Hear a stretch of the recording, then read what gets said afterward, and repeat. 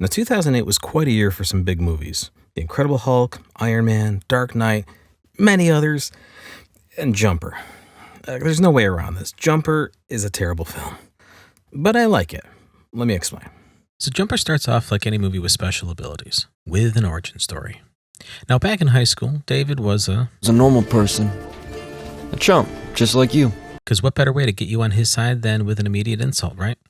Well, David has a crush on this girl, Millie, but it seems pretty clear he's been banished to the friend zone. It's not really surprising considering he's been nicknamed Rice Ball by some bully named Mark, and even Millie's friends think he's a loser. So if anything, Millie's friendship might just be out of pity. Now, after a failed attempt at giving Millie a snow globe, Mark grabs and throws it, and now David, finds himself out on a partially frozen river, risking his life for it.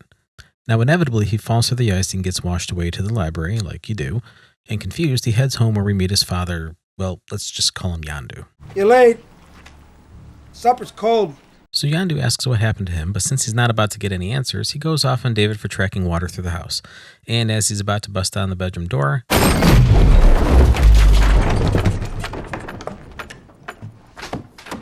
we take a trip back to the library. Now, finally realizing he teleported, to further practice, he makes a logical decision to drop out of high school and move to New York City because reasons. He gets a room at a city hotel and heads to the park the next day for practice, where he smacks right into a tree. Now, finally getting a solid grasp on how to control it, he, like any 15-year-old, takes the next obvious step and decides to become a bank robber by teleporting into their vaults during the night.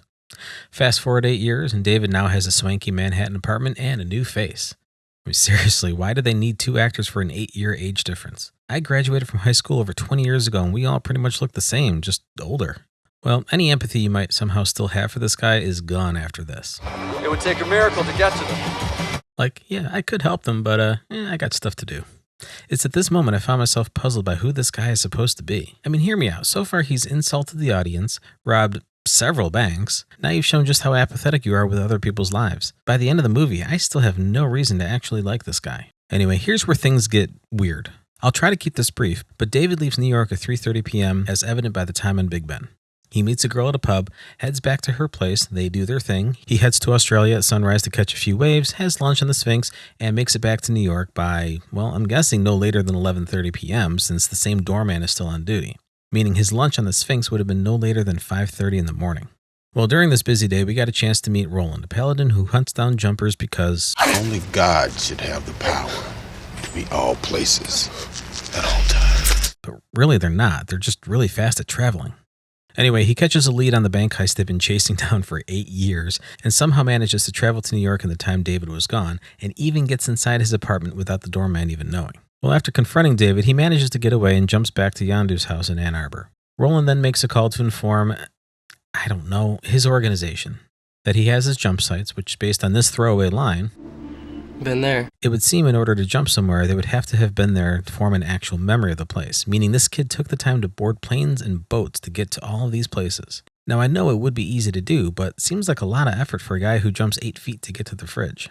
Anyway, while he's home, he tracks down Millie, who's been working at the local bar, stares at her for about 45 minutes, apologizes to his table, Okay, you're sorry.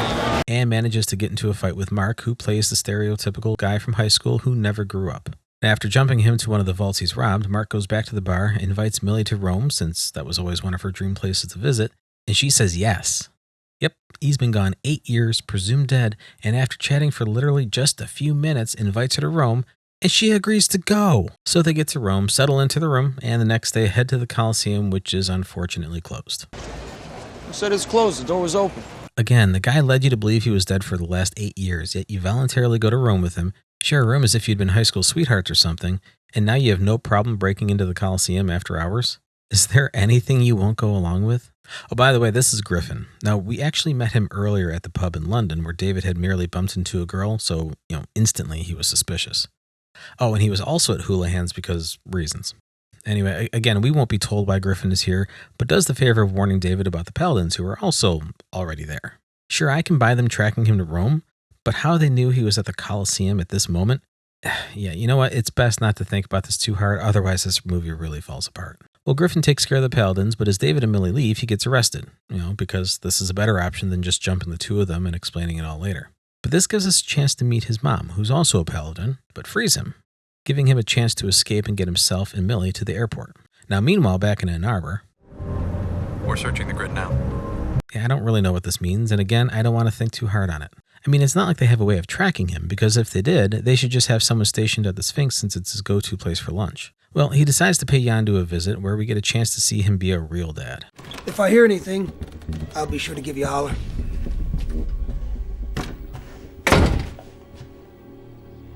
No, you won't. No, I won't. And yes, I know his name is finally said here, William Rice? Yeah? but I'm going to stick with Yondu. Well, David has since headed back to Griffin's place for more info where we learn just how big this all is. There's more of them. Hundreds more. I'm tracking 10 right now. That's pretty simple, isn't it? The one is dead. Paladins have been killing jumpers for years. Way back since medieval times. Religious nut jobs, Inquisition, witch hunts, that was them. Yep. The Paladins are searching the grid, and Griffin is tracking 10. You know what? They gloss right over how any of this works, so let's just do the same. Well, after a brief trip to Tokyo, David talks Griffin into teaming up for a short run to take down Roland. A very limited run, right? Save her, kill him, we're done. All right, Spud. So they head to Ann Arbor, where Millie has already gotten there and is at her place. What? What are you doing? David, I told you to leave. Sure, take your time. So after taking her back to Griffin's, we're informed they have a wormhole machine. Yeah, I get this is a movie about people who can teleport, but the idea of a machine that has the power necessary to open and maintain a stable wormhole for people to travel through, that's just too much for me. And even still, can't you just make a few more jumps to get away? It's not like they have an unlimited supply of these machines to carry around. Well, unfortunately, they managed to somehow capture Millie and pull her back into her room, where she is now used as bait to get David back. Obviously, he goes after her, but as soon as he jumps outside her window and sees Millie tied up, he goes right over to her without even a thought that it might be a trap.